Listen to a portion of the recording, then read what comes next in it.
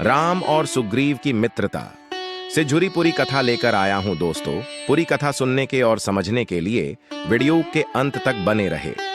राम और लक्ष्मण ऋष्यमूक पर्वत की ओर बढ़े। ऋष्यमूक पर्वत पर से सुग्रीव ने देखा कि दो धनुर्धर वीर पर्वत की ओर आ रहे हैं।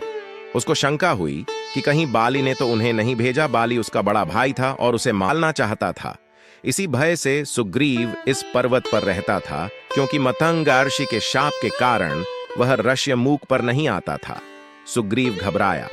फिर कुछ सोच समझकर उसने हनुमान से पता लगाने के लिए कहा। हनुमान की बुद्धि बल पर सुग्रीव को बड़ा भरोसा था। भेष बदलकर हनुमान राम लक्ष्मण के पास गए। उन्होंने शिष्टता के साथ प्रणाम किया और संस्कृत भाषा में बातचीत की। राम से उन्होंने पूछा, आप इस वन में क्यों घूम रहे हैं? नरवेश में कोई देवता हैं या कहीं के राजकुमार हैं? अगर राजकुमार हैं तो मुनियों का सा भेष क्यों बना रखा है? मैं पवन का पुत्र हनुमान हूं और पंपापुर के राजा बाली के छोटे भाई सुग्रीव का सेवक हूं। सुग्रीव बड़े धर्मात्मा और बुद्धिमान हैं। उन्होंने मुझे यहां भेजा है।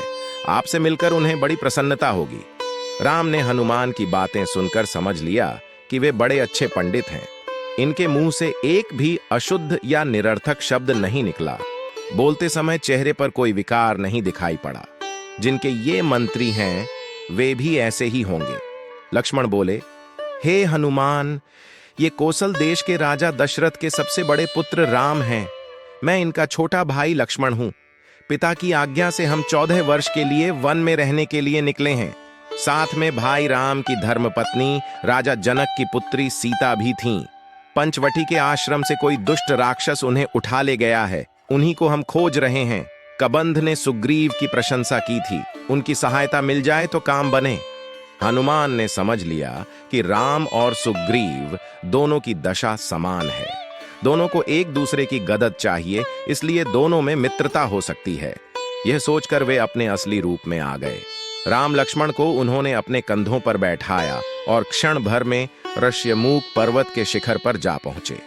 हनुमान ने सुग्रीव को राम का सारा हाल बताया और राम को सुग्रीव का। फिर आग को साक्षी करके दोनों की मित्रता कराई। राम ने कहा कि हम अग्निदेव के सामने प्रतिज्ञा करते हैं कि आज से तुम हमारे मित्र हुए। तुम्हारे सुख दुख को हम अपना सुख दुख मानेंगे।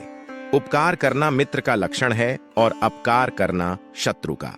सुग्रीव ने भी ऐसी ही शपथ ली। राम और सुग्रीव में बातें होने लगीं। सुग्रीव ने सीता की खोज कराने का आश्वासन दिया और फिर सीता के गहनों की पोटली लाकर दिखाई। राम ने उन्हें तुरंत पहचान लिया।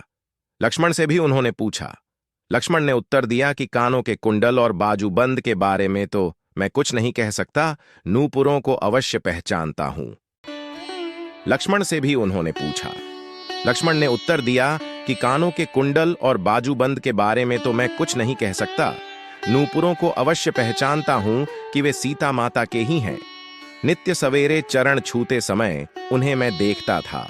आभूषणों को देखकर राम शोक सागर में डूब गए।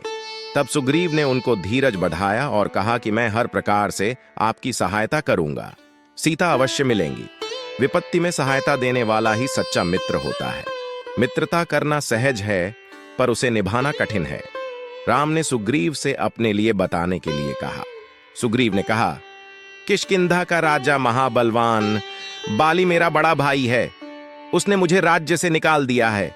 मेरी स्त्री छीन ली है। मेरा वध करने की वह बराबर चेष्टा कर रहा है।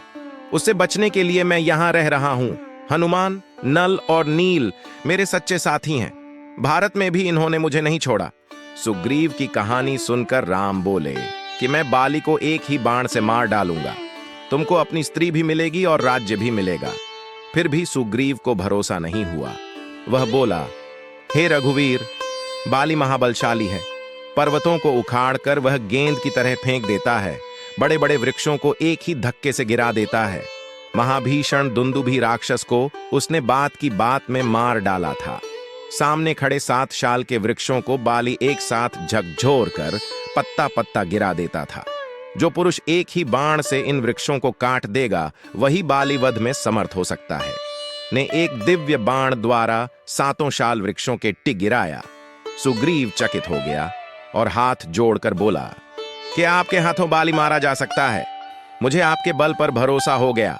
राम ने कहा, अब देर मत करो, चलकर बाली को युद्ध के लिए ललकारो। मैं पेड़ों की आड़ में छिपकर तुम्हारा युद्ध देखूंगा और अवसर पाते ही बाली पर बाण छोड़ दूंगा। नेक्स्ट पार्ट बाली वध कथाएं के लिए चैनल को लाइक, सब्सक्राइब, फॉलो जरूर कर ले ताकि अपडेट मिलती रहे। धन्यवाद।